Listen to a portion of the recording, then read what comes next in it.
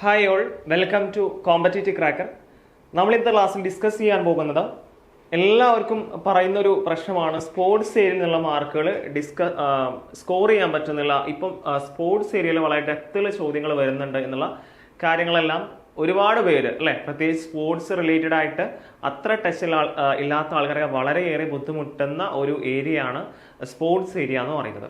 So നമ്മൾ ഈ ക്ലാസ്സിൽ ഡിസ്കസ് ചെയ്യുന്നത് സ്പോർട്സ് മേഖലയിൽ നിന്ന് ഈയിടെ ചോദിച്ച ഓരോ ചോദ്യങ്ങളും അതുപോലെ തന്നെ നമ്മുടെ അതുമായി ബന്ധപ്പെട്ട കണക്റ്റഡ് ആയിട്ടുള്ള പോയിന്റ്സും ആണ് ഈ ക്ലാസ്സിൽ പറയുന്നത്. അപ്പോൾ ആ കണക്റ്റഡ് പോയിന്റ്സും അതുപോലെ ഇതേ ചോദ്യം തന്നെ റിപ്പീറ്റ് ചെയ്ത് ചോദിക്കാനുള്ള സാധ്യതയും വളരെ കൂടുതലാണ്.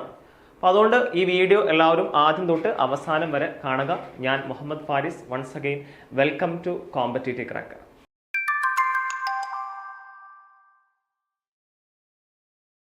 ആദ്യ ചോദ്യം എന്ന് പറയുന്നത് ടെന്നീസ് മേഖലയുമായി ബന്ധപ്പെട്ട് പ്രധാനപ്പെട്ട ഒരു ചാമ്പ്യൻഷിപ്പാണ് വിംബിൾഡൺ. സോ 2023 വിംബിൾഡൺ വിജയം നേടിയത് ആരാണ്? അപ്പോൾ വിംബിൾഡൺ എന്ന് പറയുമ്പോൾ നമ്മുടെ ടെന്നീസിൽ പ്രധാനമായിട്ടും 4 ഗ്രാൻഡ് സ്ലാം ടൂർണമെന്റ് ആണുള്ളത്. 4 ഗ്രാൻഡ് സ്ലാം ടൂർണമെന്റ് ഉണ്ട്. Australian open, French open, Wimbledon, US open, ഇങ്ങനെ വർഷത്തില് 4 ഗ്രാൻഡ് സ്ലാം ടൂർണമെന്റ്. ഒരു ചോദ്യം തന്നെ വന്നിട്ടുണ്ട്, ഗ്രാൻഡ് സ്ലാം എന്ന് പറയുന്നത് എന്തുമായി ബന്ധപ്പെട്ട പദമാണ്? ടെന്നീസുമായി ബന്ധപ്പെട്ട പദമാണ്. സോ ഈ 4 ഗ്രാൻഡ് സ്ലാം ടൂർണമെന്റിൽ ഒന്നായിട്ടുള്ള വിംബിൾഡൺ 2023 നേടിയത് ആരാണ്? അത് കാർലോസ് അൽക്കാരസ് എന്ന് പറയുന്ന സ്പാനിഷ് യുവതാരമാണ്. ഏകദേശം 21 വയസ്സ് ഉള്ള ഒരു താരമാണ് ഈ കാർലോസ് അൽക്കാരസ് എന്ന് പറയുന്നത്. സോ അദ്ദേഹമാണ് 2023 വിംബിൾഡൺ കിരീടം നേടിയിട്ടുള്ളത്. ബാക്കി 3, അതായത് ഫ്രഞ്ച് ഓപ്പൺ, US ഓപ്പൺ, അതുപോലെ തന്നെ ഓസ്ട്രേലിയൻ ഓപ്പൺ, ഈ 3 ഓപ്പണും പുരുഷ വിഭാഗത്തിൽ ആരാണ്? അത് നൊവാക് ജോക്കോവിച്ച് ആണ് നേടിയിട്ടുള്ളത്. ക്ലിയർ ആണല്ലോ? കഴിഞ്ഞ വർഷം അഥവാ 2023 വിംബിൾഡൺ ആർക്കാണ്? കാർലോസ് അൽക്കാരസ് ആണ്. അതൊഴിച്ചുള്ള US open, French open, Australian open, ഇതൊക്കെ ആർക്കാണ്? സെർബിയക്കാരനായിട്ടുള്ള നൊവാക് ജോക്കോവിച്ചിനാണ് ലഭിച്ചിട്ടുള്ളത്. ഓക്കെ ആണല്ലോ? അതിന്റെ രാജ്യം വരെ ചോദിച്ചിട്ടുണ്ട് കേട്ടോ, അതുകൊണ്ടാണ് രാജ്യം മെൻഷൻ ചെയ്തത്. നൊവാക് ജോക്കോവിച്ച് സെർബിയയാണ്, കാർലോസ് അൽക്കാരസ് സ്പെയിൻ ആണ്. ഓക്കെ, നെക്സ്റ്റ് 2022 ഫിഫ ലോകകപ്പിലെ അർജന്റീന ഫുട്ബോൾ ടീമിന്റെ പരിശീലകൻ ആരായിരുന്നു? നമുക്കറിയാം 2022 ഫിഫ വേൾഡ് കപ്പ് എന്ന് പറയുന്നത് ആരാണ് നേടിയത്? അർജന്റീനയാണ് അല്ലെ. അർജന്റീനയാണ് നേടിയത്. ആരെ തോൽപ്പിച്ചുകൊണ്ടാണ്? ഫ്രാൻസിനെ തോൽപ്പിച്ചുകൊണ്ടാണ് അർജന്റീന ഫൈനലിൽ ഫ്രാൻസിനെ പരാജയപ്പെടുത്തിക്കൊണ്ടാണ് അർജന്റീന എത്രാമത്തെ തവണയാണ്? 3ാം തവണ അല്ലെ. 3rd ടൈമാണ് അർജന്റീന ചാമ്പ്യൻസ് ആവുന്നത്. ഓക്കെ ആണല്ലോ? സോ അർജന്റീനയുടെ ക്യാപ്റ്റൻ എന്ന് പറയുന്നത് ലയണൽ മെസ്സി ആയിരുന്നു.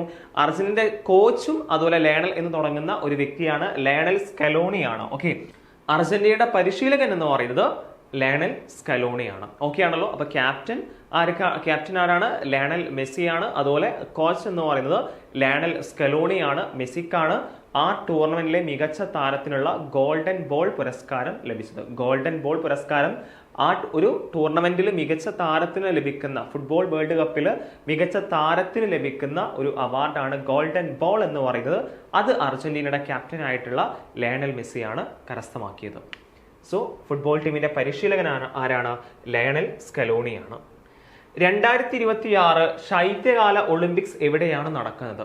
ഇത് 2 തവണ എക്സാമിന് ചോദിച്ചിട്ടുണ്ട്. മിലാനോ കോർട്ടിന ഡി ആംബലോസ്. മിലാൻ എന്ന് പറയുമ്പോൾ എവിടെയാണ്? ഇറ്റലി. ഓക്കെ, 2026 ശൈത്യ ഒളിമ്പിക്സ് അഥവാ വിന്റർ ഒളിമ്പിക്സ് നടക്കുന്ന എവിടെയാണ്? ഇറ്റലിയിലാണ്. ഓക്കെ ആണല്ലോ? 2 തവണ ഈ ചോദ്യം വന്നിട്ടുണ്ട്. കഴിഞ്ഞ ഡിഗ്രി പ്രിലിംസിലും അതുപോലെ തന്നെ ഈ ഡിഗ്രി പ്രിലിംസിലും അത് ചോദിച്ചിട്ടുണ്ട്. മിലാനിലാണ്. മിലാൻ എന്ന് പറയുമ്പോൾ ഇറ്റലിയിലാണ്. അതുപോലെ സമ്മർ ഒളിമ്പിക്സ് 2024 സമ്മർ ഒളിമ്പിക്സ് എവിടെയാണ് നടക്കുന്നത്? അത് ഫ്രാൻസിലെ പാരീസിലാണ്. ഫ്രാൻസിലെ പാരീസിലാണ് സമ്മർ ഒളിമ്പിക്സ് നടക്കുന്നത്. സമ്മർ ഒളിമ്പിക്സും വിന്റർ ഒളിമ്പിക്സും രണ്ടാണ്. സമ്മർ ഒളിമ്പിക്സ് പാരീസിലും വിന്റർ ഒളിമ്പിക്സ് എവിടെയാണ്? 26 ഇറ്റലിയിലും. ക്ലിയർ ആണല്ലോ? സോ 2024 ഒളിമ്പിക്സ് പാരീസിലും വിന്റർ ഒളിമ്പിക്സ് എവിടെയാണ്? മിലാനോ കോർട്ടിന ഡി ആംബസോസ്, അതായത് ഇറ്റലിയിൽ. ഓക്കെ ആണല്ലോ? നെക്സ്റ്റ് 2023 വനിതാ ഫുട്ബോൾ ലോകകപ്പ് ചാമ്പ്യന്മാരായ രാജ്യം ഏതാണ്? സോ 2023 വനിതാ വേൾഡ് കപ്പ്, ഓക്കെ, വനിതാ വേൾഡ് കപ്പ് എന്ന് പറയുന്നത് ചാമ്പ്യൻസ് ആയത് ആരാണ്? സ്പെയിൻ ആണ്. 2023 വനിതാ വേൾഡ് കപ്പ് പുരുഷ വിഭാഗത്തിൽ ആരായിരുന്നു? 2023 22 നടന്ന ഖത്തർ വേൾഡ് കപ്പിൽ പുരുഷ വിഭാഗത്തിൽ ആരായിരുന്നു ചാമ്പ്യൻസ്? അർജന്റീനയാണ്. ഓക്കെ, ഇനിയിപ്പോ കറന്റ് 2024 യൂറോ കപ്പും അതുപോലെ കോപ്പ അമേരിക്കയും വരുന്നുണ്ട്. യൂറോ കപ്പ് എന്ന് പറയുന്നത് എവിടെയാണ് നടക്കുന്നത്? ജർമ്മനിയിലാണ്. ഓക്കെ, 2024 യൂറോ കപ്പിന്റെ ഹോസ്റ്റ് എന്ന് പറയുന്നത് ജർമ്മനിയാണ്. കോപ്പ അമേരിക്കയാണെങ്കിൽ ആ പേരിൽ തന്നെ അമേരിക്കയിലാണ്, USA എന്ത് നടക്കുന്നത്? USA കോപ്പ അമേരിക്ക 2024 ടൂർണമെന്റ് നടക്കുന്നത്. ഇപ്പൊ കറന്റ് നടന്നുകൊണ്ടിരിക്കുന്നുണ്ട്. കോപ്പ അമേരിക്ക സ്റ്റാർട്ട് ചെയ്യുന്നേ ഉള്ളൂ. യൂറോ കപ്പ് ഓൾറെഡി സ്റ്റാർട്ട് ചെയ്തു. ഓക്കെ ആണല്ലോ. സോ അതുകൊണ്ട് ജസ്റ്റ് ഇതൊക്കെ ഒന്ന് അറിഞ്ഞിരിക്കുക കേട്ടോ. ഈ പോയിന്റ്സ് അറിഞ്ഞിരിക്കുക. 2024 യൂറോ കപ്പിന്റെ വേദി ജർമ്മനി, കോപ്പ അമേരിക്കയാണെങ്കിൽ USA. 2023 വനിതാ വേൾഡ് കപ്പിന് ചാമ്പ്യൻസ് ആയത് ആരാണ്? സ്പെയിൻ ആണ്. സ്പെയിൻ. അടുത്തത്, വിവിധ കായിക ഇനങ്ങളും പേരും കളിക്കാരുടെ എണ്ണവും നൽകിയിരിക്കുന്നു. താഴെ പറയുന്നതുമായി പൊരുത്തപ്പെട്ടത് ഏതാണ്? അപ്പോ ചേരുംപടി ചേർക്കാനാണ്. മാച്ച് ദ ഫോളോയിങ് ആണ്. നമുക്കറിയാം, നമുക്ക് അറിയുന്നത് നമുക്ക് എടുക്കാം. ഇപ്പൊ റഗ്ബി എന്ന് പറയുമ്പോൾ ഏറ്റവും കൂടുതൽ അംഗങ്ങളുള്ള ഒരു ടീമിൽ ഏറ്റവും കൂടുതൽ അംഗങ്ങളുള്ള ഒരു കായിക ഇനമാണ് റഗ്ബി എന്ന് പറയുന്നത്. എത്രയാണ്? 15 അല്ലെ? 15. അപ്പോ ബി ഏതാണ്? BI എന്ന് പറയുന്ന ഓപ്ഷൻ. ഓക്കെ, അപ്പൊ തന്നെ നമുക്ക് ആൻസറിലേക്ക് എത്തി അല്ലെ? BI എന്ന് പറയുന്ന ഓപ്ഷൻ പറയുമ്പോൾ തന്നെ ആൻസറിലേക്ക് എത്തി. പോളോയിൽ എത്ര പേരാണ്? പോളോയില് 4 പേര് അല്ലെ? നമ്മൾ പോളോ എന്ന് പറയുമ്പോൾ അതിൽ 4 ആൽഫബറ്റ്സ് ആണ്. അതുപോലെ പോളോയിൽ എന്താണ്? 4 കളിക്കാരാണ് ഉള്ളത്. വോളിബോൾ ആണെങ്കിൽ എത്ര പേരാണ്? 6 പേര്. വോളിബോളില് 6 പേരാണ് അംഗങ്ങള്. ബേസ്ബോൾ ആണെങ്കിൽ 9 പേര്. ബേസ്ബോൾ ആണെങ്കിൽ 9 പേര്. പിന്നെ ക്രിക്കറ്റ്, ഫുട്ബോള്, ഹോക്കി ഇതിലൊക്കെ എത്ര പേരാണ്? 11 പേരാണ് ഒരു ടീമിൽ ഉണ്ടാവുക. അപ്പോ ഏറ്റവും കൂടുതൽ അംഗങ്ങളുള്ള കായിക ഇനമാണ്, ഒരു ടീമിൽ ഏറ്റവും കൂടുതൽ അംഗങ്ങൾ ഉണ്ടാകുന്ന കായിക ഇനമാണ് റഗ്ബി. ക്ലിയർ ആണല്ലോ? പോളോ 4 ആണ്, വോളിബോൾ 6 ആണ്, ബേസ്ബോൾ 9 ആണ്. ക്ലിയർ ആണല്ലോ? അപ്പോ അവിടെ ശ്രദ്ധിക്കുക, ക്രിക്കറ്റ്, ഫുട്ബോൾ, ഹോക്കിയിലൊക്കെ എത്രയാണ്? 11 പേരാണ് ഉള്ളത്. ഈ കാര്യങ്ങളൊക്കെ അറിഞ്ഞിരിക്കുക. ഇവിടെ ആൻസർ ഓപ്ഷൻ A ആണ്. ആ റഗ്ബിയുടെ കാര്യം അറിയെങ്കിൽ തന്നെ നമുക്ക് ആൻസറിലേക്ക് എത്താൻ പറ്റും. A ആണ് ഇവിടെ ആൻസർ ആയിട്ട് വരിക. ഗ്രാൻഡ് സ്ലാം എന്ന പദം ഏത് കായിക ഇനവുമായി ബന്ധപ്പെട്ടതാണ്? നമ്മൾ ഓൾറെഡി വീഡിയോയുടെ തുടക്കത്തിൽ പറഞ്ഞിരുന്നു. ഗ്രാൻഡ് സ്ലാം എന്ന് പറയുന്ന പദം ഏതാണ്? ടെന്നീസ് അല്ലെ? ഒരു വർഷത്തിൽ പ്രധാനമായിട്ടും 4 ടെന്നീസ് ഗ്രാൻഡ് സ്ലാം ടൂർണമെന്റ് ആണ് നടക്കുക. So grand slam tennis. പല പദങ്ങളുണ്ട്. ലിബറോ വോളിബോളുമായി ബന്ധപ്പെട്ട്, വാർ ഫുട്ബോളുമായി ബന്ധപ്പെട്ട്, അതുപോലെ ഫ്രീ ഹിറ്റ് ക്രിക്കറ്റുമായി ബന്ധപ്പെട്ട്, അങ്ങനെ ഒരുപാട് LBW ക്രിക്കറ്റുമായി ബന്ധപ്പെട്ട് ഇതൊക്കെ ചോദിച്ച ചോദ്യങ്ങളാണ്. ചെക്ക്മേറ്റ് ചെസ്സുമായി ബന്ധപ്പെട്ടിട്ട്. ഓക്കെ ആണല്ലോ? അപ്പോ സ്മാഷ് എന്ന് പറയുമ്പോൾ ബാഡ്മിന്റണിൽ യൂസ് ചെയ്യാറുണ്ട്, അതുപോലെ വോളിബോളൊക്കെ യൂസ് ചെയ്യാറുണ്ട്. അപ്പൊ ഇങ്ങനെയുള്ള ഇതൊക്കെ എക്സാമിൽ പലതവണ ചോദിച്ചിട്ടുണ്ട്. അപ്പോൾ അത് കൃത്യമായിട്ട് നിങ്ങൾ അറിഞ്ഞിരിക്കുക. So next, 2024 Khelo India winter ഗെയിംസിന്റെ ഭാഗ്യചിഹ്നം ഏതാണ്? 2024 ഖേലോ ഇന്ത്യ വിന്റർ ഗെയിംസിന്റെ ഭാഗ്യചിഹ്നം ഹിമപ്പുലിയാണ്. അപ്പോൾ ഓരോ ടൂർണമെന്റ് നടക്കുമ്പോൾ ഒരു ഭാഗ്യചിഹ്നം ഉണ്ടാവും. For example 2022 Qatar world cup ആണെങ്കിൽ ലഈബ് ആയിരുന്നു. ലഈബ്. പിന്നെ ഇന്ത്യയിൽ നടന്ന ICC ക്രിക്കറ്റ് വേൾഡ് കപ്പ് ഉണ്ട്. ICC cricket world cup 2023. So അതിന്റെ ഭാഗ്യചിഹ്നം എന്തായിരുന്നു? ബ്ലേസ് ആൻഡ് ടോങ് എന്നുള്ളതായിരുന്നു. Blaze and Tonk. അപ്പോ ഒരു ടൂർണമെന്റ് നടക്കുകയാണെങ്കിൽ സ്വാഭാവികമായിട്ടും അവിടെ എന്തുണ്ടാവും? ഒരു ഭാഗ്യചിഹ്നം ഉണ്ടാവും. ആ ഭാഗ്യചിഹ്നം നിങ്ങൾ കൃത്യമായിട്ട് അറിഞ്ഞിരിക്കണം. ക്ലിയർ ആണല്ലോ? സോ ഇവിടെ ഹിമപ്പുലിയാണ് ആൻസർ. 2024 ഖേലോ ഇന്ത്യ വിന്റർ ഗെയിംസിന്റെ ഭാഗ്യചിഹ്നം ഹിമപ്പുലി. 2022 ലോകകപ്പ് ഫുട്ബോൾ മത്സരത്തിൽ ഗോൾഡൻ ബൂട്ട് പുരസ്കാരം ലഭിച്ചത് ആർക്കാണ്? ഇപ്പോൾ ഒരു ഫുട്ബോൾ വേൾഡ് കപ്പ് എടുക്കുകയാണെങ്കിൽ 3 ടൈപ്പ് അവാർഡ് ഉണ്ട്, ഇൻഡിവിജ്വൽ അവാർഡ് ഉണ്ട്. ഒന്ന് ഗോൾഡൻ ബൂട്ട്, അത് ഏറ്റവും കൂടുതൽ ഗോൾ നേടിയ ആ ടൂർണമെന്റിൽ ഏറ്റവും കൂടുതൽ ഗോൾ നേടിയ താരത്തിനാണ് ഗോൾഡൻ ബൂട്ട് കൊടുക്കുക. ഗോൾഡൻ ബോൾ നേരത്തെ ഞാൻ മെസ്സിയുടെ കാര്യം പറഞ്ഞിരുന്നു. ആ ടൂർണമെന്റിൽ മികച്ച പ്രകടനം കാഴ്ചവെക്കുന്ന താരത്തിനാണ് ഗോൾഡൻ ബോൾ ലഭിക്കുക. ഇനി ഗോൾഡൻ ഗ്ലൗ ഉണ്ട്. മികച്ച ഗോൾ കീപ്പറിനാണ് ഗോൾഡൻ ഗ്ലൗ ലഭിക്കുക. ഗോൾഡൻ ബൂട്ട് കിലിയൻ എംബാപ്പെ എന്ന് പറയുന്ന ഫ്രാൻസ് താരത്തിനും ഗോൾഡൻ ബോള് ലയണൽ മെസ്സിക്കും ഗോൾഡൻ ഗ്ലവ് എമിലിയാനോ മാർട്ടിനസിനുമാണ്. ഇവിടെ എല്ലാം ആൾക്കാരുണ്ട്. Golden boot Kylian Mbappe, golden ball Lionel Messi, golden glove Emiliano Martinez. ഇങ്ങനെയാണ് അതിന്റെ ശരിയായ ക്രമം എന്ന് പറയുന്നത്. അപ്പോൾ ആൻസർ ഇവിടെ കിലിയൻ എംബാപ്പെ എന്ന് പറയുന്ന ഫ്രാൻസ് താരമാണ്.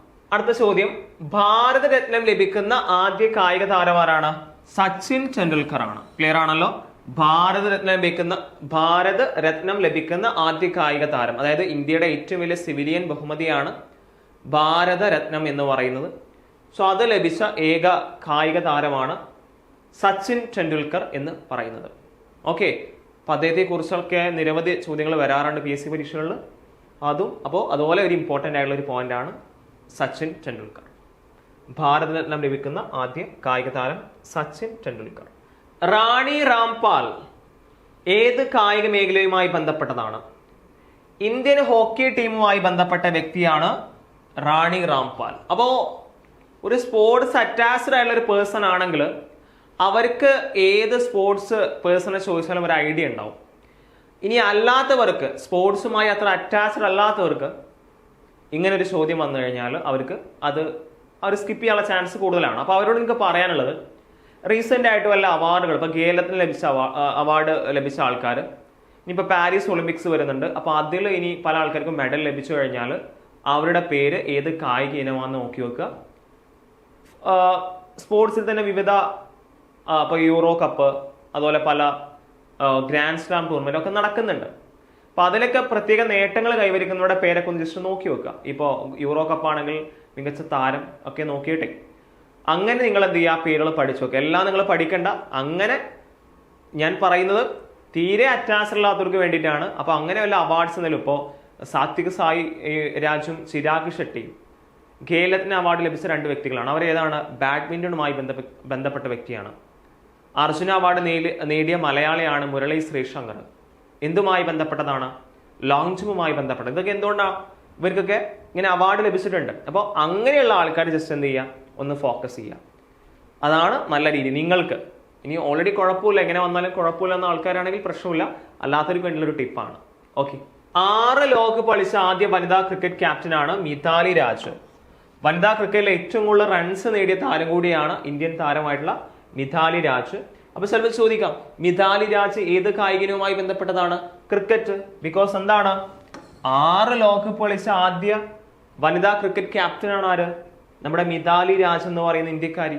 അപ്പൊ അവര് അവിടെ ഫേമസ് ആണ് ആ കാര്യത്തില്. അപ്പൊ ഇങ്ങനെയുള്ള ആൾക്കാർ നിങ്ങൾ പഠിച്ചു വെക്കുക. അങ്ങനെയുള്ള ചോദ്യങ്ങൾ വരാനാണ് കൂടുതൽ ചാൻസ്. അതിന്റെ അപ്പുറത്തേക്ക് വന്നു കഴിഞ്ഞാൽ നിങ്ങൾ അത് സ്കിപ്പ് ചെയ്തേക്ക്. നിങ്ങൾക്കൊരു മാർക്ക് കിട്ടാൻ വേണ്ടിയുള്ള ടിപ്പാണ്. ഓക്കെ, അതിന്റെ അപ്പുറത്തേക്ക് വരികയാണെങ്കിൽ നിങ്ങൾ സ്കിപ്പ് ചെയ്യാം. സോ ആൻസർ ഏതാണ്? മിതാലി രാജ. സോ അടുത്ത ദിവസം നോക്കാം. 2022 ഖത്തർ ലോകകപ്പ് ഫുട്ബോൾ മത്സരവുമായി ബന്ധപ്പെട്ട് താഴെ പറയുന്നവയിൽ തെറ്റായ പ്രസ്താവന ഏതാണ്? ഏറ്റവും കൂടുതൽ ഗോളുകൾ നേടിയത് ഫ്രാൻസിന്റെ കിലിയൻ എംബാപ്പയാണ്. നമ്മൾ നേരത്തെ പറഞ്ഞിരുന്നല്ലോ, ഗോൾഡൻ ബൂട്ട് കിലിയൻ എംബാപ്പയ്ക്കാണ് ലഭിച്ചത്. മികച്ച കളിക്കാനുള്ള ഗോൾഡൻ ബോൾ ലഭിച്ചത് ലയണൽ മെസ്സിയാണ്. 2022 അർജന്റീനയുടെ 2ാം ലോകകപ്പ് കിരീട നേട്ടമാണ്. തെറ്റായ പ്രസ്താവന കണ്ടുപിടിക്കാനാണ്. ഞാൻ പറഞ്ഞല്ലോ, അർജന്റീന എത്രാമത്തെയാണ്? 3rd അല്ലെ, 3ാമത്തെയാണ് ഈ 2022 ഖത്തർ വേൾഡ് കപ്പ്. അർജന്റീനയുടെ 3ാമത്തെ വേൾഡ് കപ്പ് ആണ്. സോ ഈ സ്റ്റേറ്റ്മെന്റ് തെറ്റാണ്. സോ 3 മാത്രം എന്ന് പറയുന്നതാണ് കറക്റ്റ്.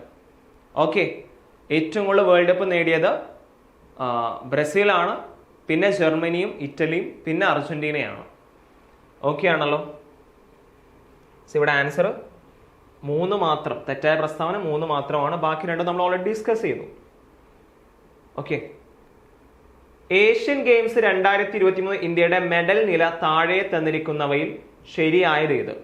ഇപ്പൊ 2023 നടന്ന ഹാങ്ഷു ഏഷ്യൻ ഗെയിംസിൽ വളരെ ഇമ്പോർട്ടൻ്റ് ആയിട്ടുള്ളൊരു കാര്യം സംഭവിച്ചിട്ടുണ്ട്.